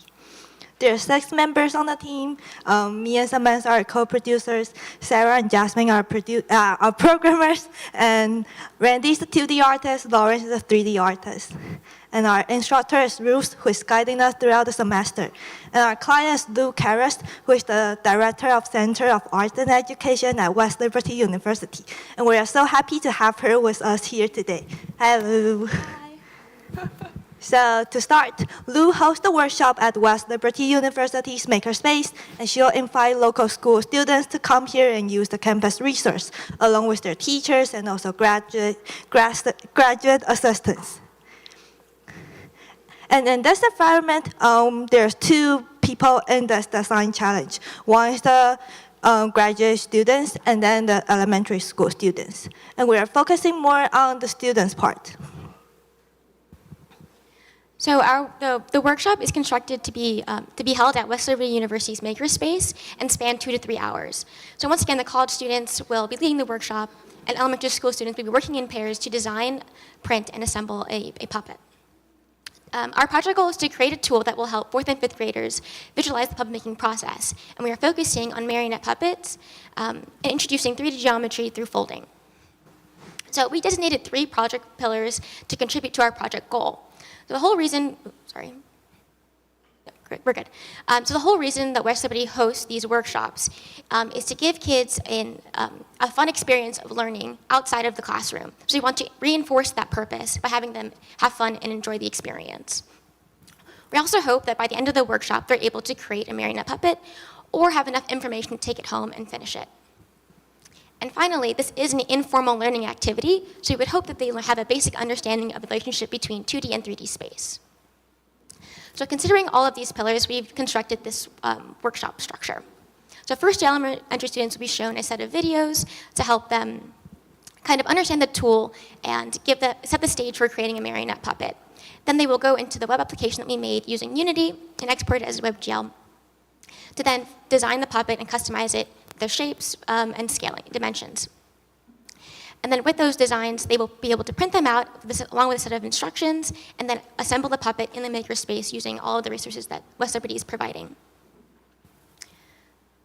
So such a lengthy workshop requires a lot of moving parts. So we divided them into these set of deliverables where the tutorial videos, once again, give a sense of purpose and understanding for the web application. And the web application is where they're actually doing the designing of the puppet. And then there's the printable templates that give all the instructions for puppet creation. But we didn't stop there. After we realized that our MVP was working well enough, we reassessed scope and added a couple of reach goals. So that was the assembly video and 2 new features to the web application. Okay, so live demo time. Now you're seeing the version that we're hosting on our own website just for the sake of presentation. We've already sent our build to West Liberty's technical team, and we've tested out and make sure that they can run our project on their end as well. So take some time to load. Here we go. In the start menu, you can see we've already embedded a tutorial video, intro and outro video in our tool. And also we can change the paper size right here. Now let's click Start Design and put in our names as a puppet maker. Puppetmatics. Here we go. Next. So we have 2 different kinds of presets. Let's just go for a 2 legs puppet for now. Okay, so now in the main view, you can choose any part of the puppet and change its size by clicking one of the basic shape icons down there. And up on the left top corner, you can drag the scale slider to change the size of each dimensions. Next to it is the flip button. It allows you to flip the shapes in certain ways. Now, you can always use WASD keys on the keyboard to rotate and tilt the camera view. Also, Q and E for zooming in and out. If you zoom out too far away, you can always click Reset View to reset the camera. Next come up is the surface map. Here, we are showing the students the 2D flat expansion of the chosen 3D shape. So later on, when they print them out, they can cut it, use a tape to assemble the 3D shapes, and make the puppet afterwards. Next is a real view. This was kind of interesting. It allows you to put your real height and to see the comparison between the puppet height and your body height compared in reality. Okay, last but not least is the frequent asked questions panel. If your student is unsure about any part, they can just click the question and get the answer right away. Now, let's click finish. Here, we can choose different types of customized accessories, like just for a puppet. Okay, let's click OK, and this will allow our tool to save all the surface maps and the accessories printout for later printout. And now the students can tell the teacher they're ready for print and assemble their puppet. Okay, so that's our live demo. That's what we did in the tool, and we do want to explain how do we achieve our goals. Okay, thank you. So here comes the next part, how do we achieve our goals? And this part also concludes how our each playtest help develop our tools. Okay, so learning from last semester, we know that rapid prototyping is very important, and also bring those to playtest can give us a lot of information. We keep working to improve our tool along with MVPs and bring it to each playtest, and we have four stages in total, and each of them showcase a new feature and refinement. So we use those playtests to mark the weakness and strength of our design. And stage one is initial design. We did a lot of research on popular apps and websites that the children are using nowadays, and also some research of the puppet creation template. So these researchers help us to conduct the first design tool and the first set of UI, as you can see here. And also the paper templates we want to offer them. And for stage one, we wanted to answer the question, can the user finish the puppet with our design workflow? So since we couldn't test the entire workflow at this stage yet, so we separate the stage into the software and template. So for the first one, there were 5 to 10 middle school students came to ETC and test out the software, and they kind of came in with us and see if they can successfully design the puppet within the software. And the second one is Dave's daughter, Hazel. We do a one-on-one playtest on the templates and also the paper instruction, and this result kind of acknowledge how 8 to 10-year-old students would follow the template and make a puppet. And so, can the user finish the puppet with our design workflow? The answer is yes, but we find some problems. Playtesters were able to design unique puppets in the software, but there were some bugs, and a lot of them had to be reminded of how to use some of the features, and such as rotating the camera inside of our software using the keyboard, and this is a missing part of our UI. And secondly, the children were using the software for half the time we expect them to. And thirdly, although they also could follow the instructions and build a physical puppet, but they weren't reading the instructions, and more also looking for visual references. And these problems move us to the next stage, which is our stage 2. During this stage, we iterate on instructions for the software and the templates and add more things to keep the students engaged in the tool.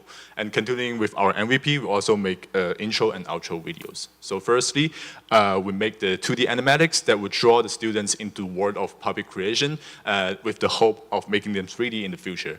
And there will be a 3D animatics in our expectation at this point. And we also believe that using 3D animation would be another way to relay the relationship between 2D and 3D, and also while using our artistic skills in our team.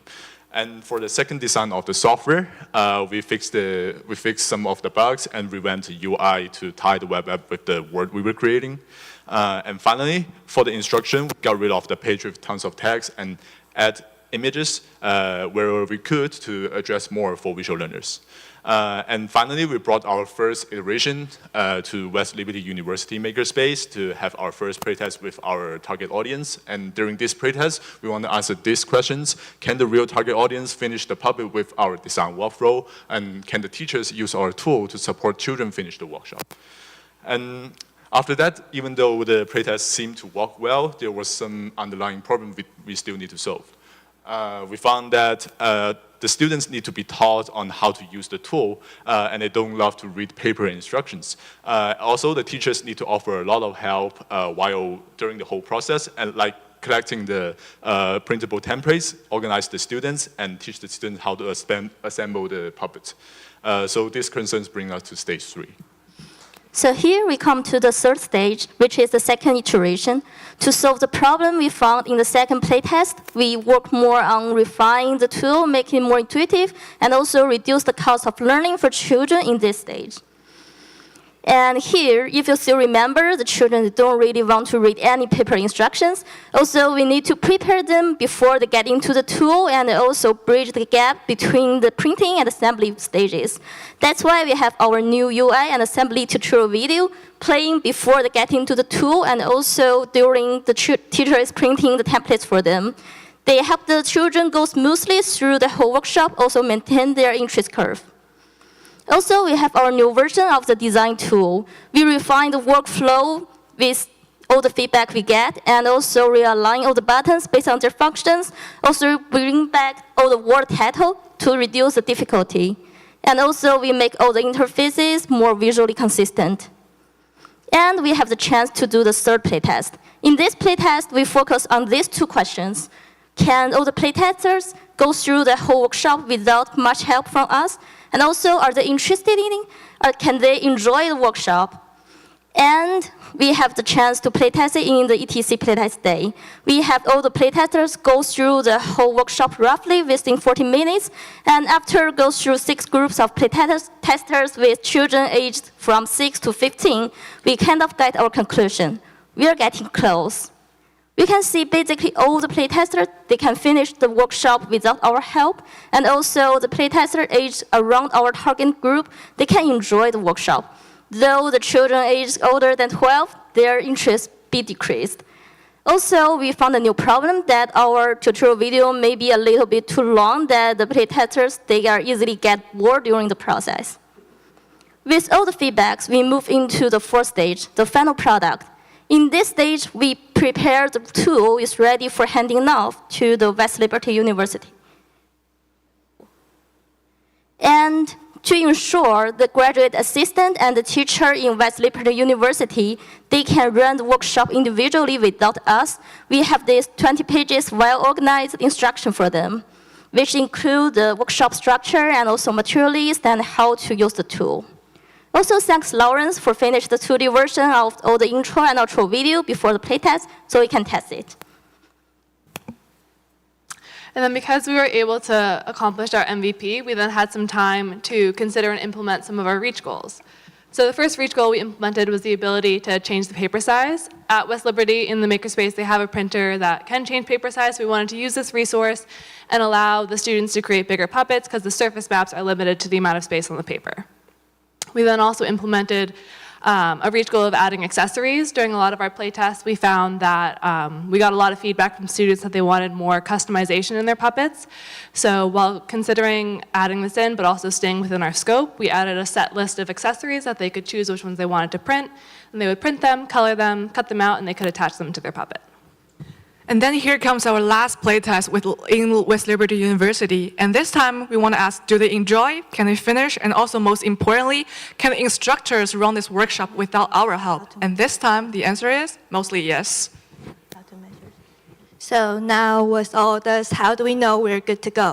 During our final playtest at West Liberty, we wanted to test out starting from experiencing, creating, and learning. So as we see, the students are really happy starting from designing the software to making a real puppet in the makerspace.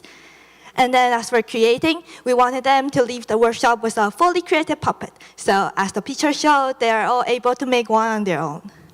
And lastly, as for learning, we want them to learn some math lessons throughout the process, so they are able to know how to fold a 3D object from a 2D surface map. And as the comparison from the first playtest and the second playtest, we know that they're making the shape better and faster. What did we learn along the way as a team? The biggest problem that we struggled with in the beginning of the project was that we weren't designing to solve a problem. We had a lot of ideas, but they weren't pieces to the same puzzle. But once we decided on a problem that we were going to solve, it was easier for us to defend all of our design decisions and see what we needed to move forward.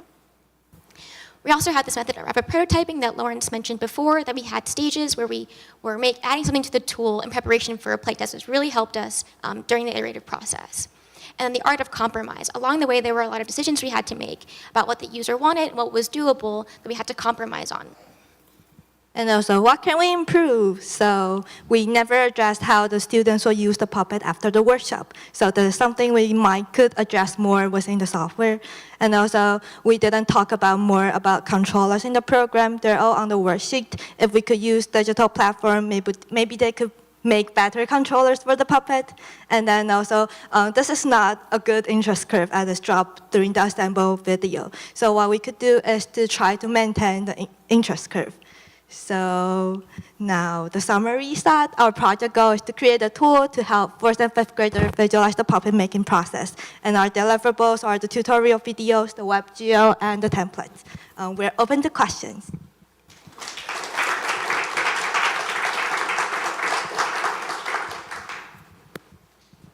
I wasn't clear. Do the students work individually on the puppets, or do they work in teams? They work in pairs. It's designed for them to work in like pairs of 2, but we've seen them work in pairs of 3. I think it gets a little hectic when it's 4 people. So who takes the puppet home then? That's something that we haven't really seen ourselves, because we kind of have them design the workshop and they take it home. They take it back to the classroom. That's like kind of what we were talking about, was something that we could iterate on if we were to have more time, is that where do these puppets live afterwards? It's not something we addressed in the project. So they don't go home with the students, they stay in the classroom? We're not sure about that.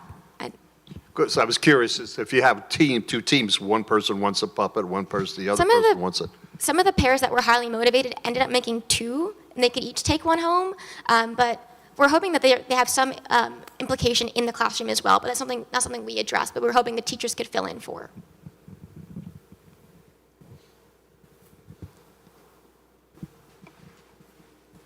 So if you had more time, could you learn from the puppets that were made what you might talk about with controllers? Because I'm just curious, sometimes the rigging, the yarn doesn't quite look right, but maybe what the kids made would tell you where you need more instruction.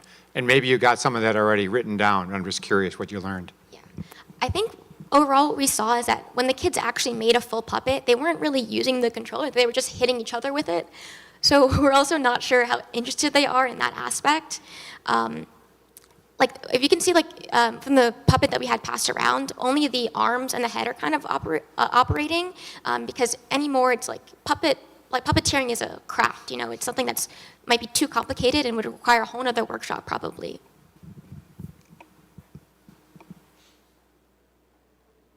All right, thanks team. Thank you.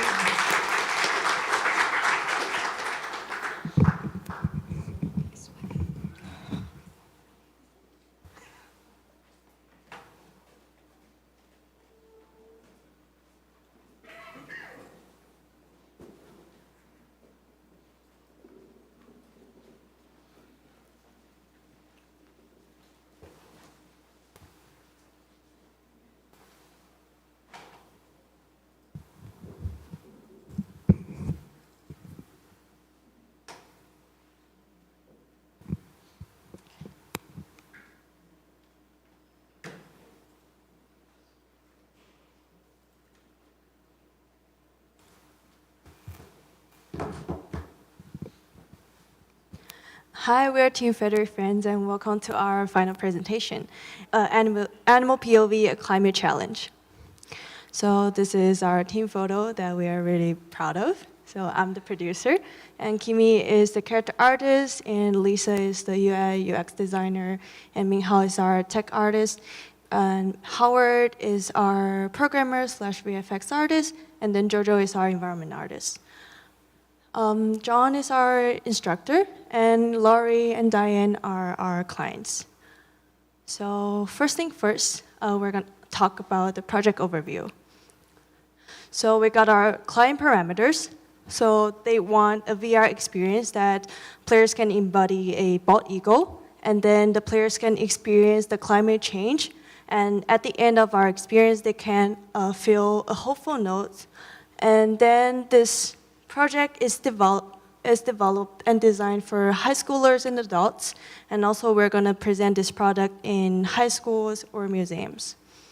And the final deliverable is a single-player VR game that enables people to perceive climate change through bald eagle's eyes. And our entire experience can be divided into 3 parts. So the first one is the pre-game survey. So before they start our game, we will hand them a QR code and let them scan and answer a few questions about climate change so that we can get their thought about the climate change first. And then they can put on our headset and play our games. And after that, we have a post-game survey and a voting to gather further information. And this is our user journey / user emotion. So at the very beginning, the players will be feeling very excited and happy because they will experience the very good environment before the climate change, and they will follow their mom as a young bald eagle. But after the first stage ends, we will let them feel a drastic change because we're going to play a transition video showing that the climate change has influenced the environment, influenced their home. And after that, they need to face the climate challenges alone during the second stage. But we have the voiceover as well as the visual guidance to tell them that, okay, there's a hopeful note at the end. And lastly, they will follow those guidance and find a very good habitat at the very end. So this is the third stage. And after they find a good habitat to live in, they will see the ending video. And the ending video is going to be very hopeful and very positive. They can see that the humans are making efforts to protect our environment and also protecting our bald eagles. And this is our experience video demo.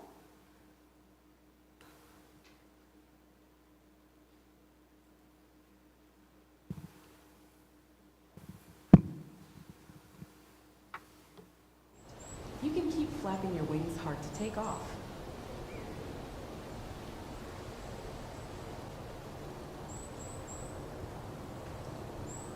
You will effortlessly glide through the air at a steady speed. But if you need to catch up, flap your wings to speed up. Use your eagle eyes to look at the fish and pull the trigger to dive.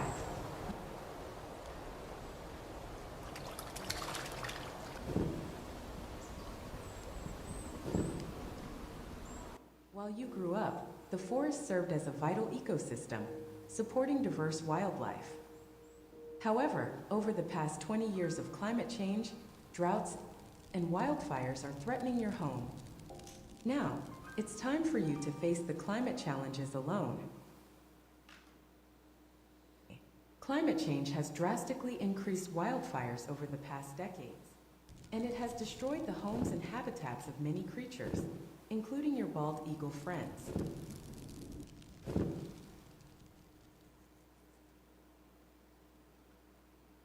That is a long strip of land that people cleared away. Fire breaks limit the spread of wildfires. What can we do to help our bald eagle friends? What can we do about climate change? Okay, so that's basically all for our experience video, and let me talk about the playtesting results and the feedback we receive. So from all the playtesters, we calculate that there are 52 playtesters from age 11 to 60. So most of the players, they are teenagers and adults, so they are the target audience of our game. So the playtesters were asked to fill out a survey before and after playing our game. So they're asking about how they perceive about climate change and animal issues before and after playing our game. So one thing we found that most of the playtesters, they think the climate change and animals are a very important issue before playing our game and remain the same voting at the end, so we think it's a really good thing. Also, there's 20% of playtesters, they increase their awareness of climate change issues after playing our game, which shows a very positive impact of our game. So in order to achieve our goal, we made a lot of efforts to the playtesting and design challenges and iterations. So we managed to develop our user journey and elevate the game engagement through the 3 perspectives. The first one about the storytelling immersiveness. So we want to make the player feel like an eagle, to embody the eagle. We also add a lot of cutscenes and transitions to tell the background story of our game. And we also want to deliver a hope note at the end. And secondly, we made a lot of efforts to change the UI and the help system. We add a lot of in-game audio guide, also user feedback to the player. We also add and iterate several UI elements to help guide the players throughout the game. Also for the gameplay mechanics, we try to improve our flying system, navigation system, and the catching fish minigame to help build a better game experience. So let me introduce the the player experience and storytelling part. So first, we add a lot of audio feedback when catching the fish. Good job. You completed your first fishing task. Also, we add an audio source to functioning as a reminder to the players to look at the lake that they are fishing when they are young and they are already dried out. Look, the lake where you caught fish when you were young has already dried out. The temperature increases cause the water to evaporate faster and dry out the lakes. So we use the audio source to help us guide and feedback to the players. We also add transition videos. There are 2 of them. And the first one is the transition cutscene we put between the first and second level. So this one is to tell the players the climate change after you grow up. So there's also ending video. This is to show how human efforts are made to save the birds and help the wildlife to deliver a hopeful ending. Okay, so since our game is mainly focused on playing as an eagle, so how to embody the eagle is an important point for us to solve. Due to the equipment limitation of using the VR headset of Quad 3, users are expected to be seated or standing while playing the game. So based on this challenge, we designed some other gameplay mechanisms to further enhance the immersive experience of feeling like an eagle. So here are the 3 different solutions we made. So for the first one, we changed the basic Quad 3 controller UI into the eagle's wings models so that during the gameplay, players can always see their wings in the game. And also at the beginning of the game, players can also see their mom eagle ahead of them and also some eggs around them, which we want to enhance the immersive feeling of being a young eagle at the first stage. And the second one is that we add a speeding up function to simulate the bird's actions when flying. So once the players start to flapping their arms or controllers, they will be able to be speeding up in the game. And third, in order to make the whole gameplay flow not so boring, so we add a mini game in the game experience so that the players can use their controllers and head direction to catch the fish. So as I mentioned before, players need to flap to speed up and take off. Then making the players know how to fly correctly becomes a very important challenge for us. So according to several previous playtesters' results, some naive guests, especially with no previous experience of using the VR, they have no idea how to flap their wings, even if we have some voice instructions. So based on the feedback, we did some iterations on the UI instructions, showing in the beginning of the game. So these are some drafts to test whether it's clear or not to the players. So the first version still seems a little bit confusing since some players are not sure whether they should use their wrists or arms to flap. So we iterated some other versions, and this is the final versions of the instructions. We decided to animate it and adding the forearm associate the movement with the takeoff bar to make it more clear to the players how it actually works. And the final results seems to be pretty good. The third challenge we faced was how to let a player navigate the world, but don't get lost considering our scene was pretty large. Initially, we only had the mom eagle as the guidance, but it turned out to be ineffective because of the small size of the model, and also the player's field of view was restricted when flying. So after playtests and iterations, we decided to put multiple signals on the flying routes so that the player can always get back to the correct route if they get lost. For the signals, we used a feather and a halo so that they can integrate into our world. And also, we make the mom eagle make sounds to hint the player's position. The then I'm gonna talk about the minigaming in this project, that is the fishing. Basically, we need 3 steps to player. That is, you need to target fish, you need to dive, and you need to put the trigger to dive and finally get a fish. So we do have some challenges on this. So firstly, it's hard for player to like quickly learn these functions, and we need to make it more coherent with previous activities and like in a more intuitive and rewarding way. So then I'm gonna talk about the iterations based on this. Use your eagle eyes to target the fish and pull the trigger to dive. Your goal is to catch 2 fish today. So as you can see, we didn't bring too much like intuitive way to this, and after that, Use your eagle eyes to target the fish and pull the we trigger add to some dive. Your goal is to UI catch 2 tutorial fish to help today. player to make it more intuitive and to learn it quickly. And initially, our like ego is still in the mid-year. It's not like a more intuitive way. Then after that, we make it moving like a real ego. Yeah, and we add the water sparkling sound to show some of the achievement and rewarding sense. And yeah, and we made 2 different scenes to show the difference after and before the climate change. So this is the lake before the climate change. It's peaceful. It looks really good. And after that, we make the vibe a little bit reddish, and we show the drones. And we can see a lot of trees before the climate change, and after that, trees are dead. We made the VFX to show the wildfire. So for our last stage, we still want to deliver a hopeful note, even though the climate change is reversible, but we still want people to feel they can do something to help.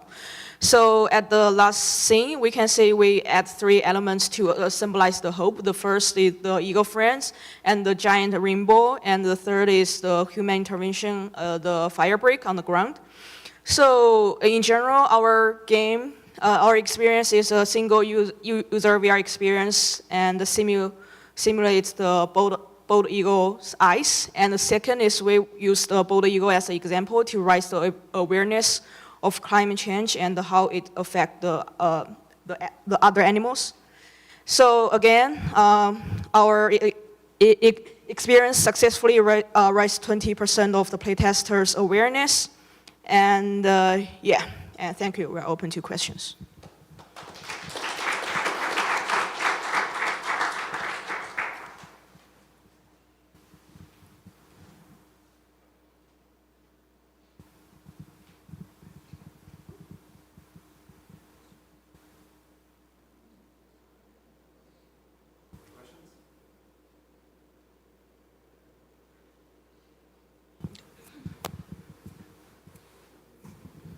You mentioned briefly that you used the exit, not interview, but vote, but you didn't talk much about that. What were they voting on, and what were the results of that?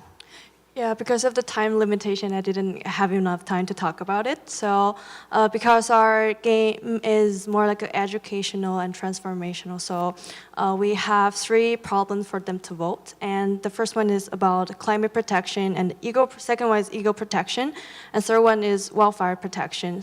And these are all the elements in our game. So at the very end, they'll have a token, and they will put the token in one of these beans to select, okay, which problem you think is the most important one, and you want to like put effort in protecting that problem. And also the clients, they have the funds to donate. So like based on the voting result, we kind of like use the money to donate for like different organizations to help protecting like each aspect. And what were I'm assuming you did this at Playtest Day? We did it, yeah. And the result was, I think the climate change got most of the tokens.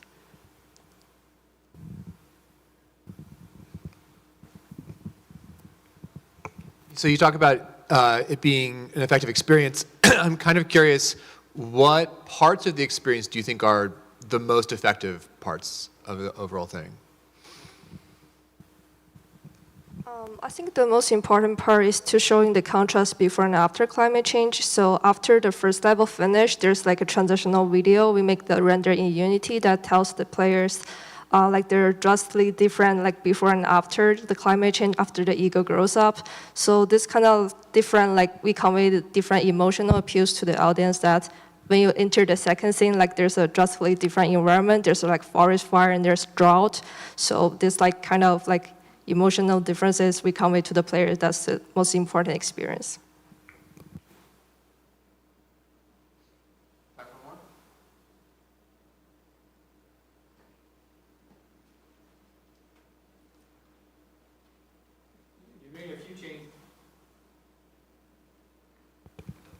You made a few changes late that added more cutscene videos, and you added halos to kind of direct me through the space.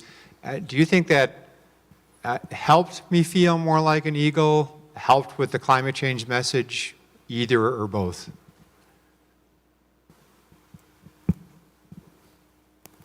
You mean like for the cutscene videos?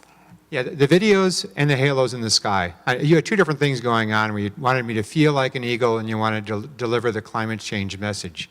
Did those changes help with both of those? Or just tell me your opinion a little bit, your thinking behind those changes. Yes, I really think like the videos we add, this is definitely going to help convey the thoughts of the climate change, how it affects animals, and how like humans can do some efforts to help. So, but for the halo thing, I think that's like for a change of the game design mechanics. That's the way like to make the user feel like more user-friendly way, like to more intuitive to fly. It's like a guide to follow the players throughout the games. And what about me feeling like I am an eagle? I think this part we're mainly focusing on like the flying experience as well as the catching fish. And I think because the halo stuff, we iterated this so many times and we were thinking of, well, okay, maybe just add a feather instead of like having a halo like wrapping around it. But it turns out that we were facing design challenges because our environment is huge, so that like players cannot actually see the feather there. So that's why we put on the halo. And also we want to make it like more natural. So after you collide with the halo and the feather, you can hear voiceover like telling you some information about the climate change. So like we're trying our best to make it feel more natural. It's time. Thanks, Steve.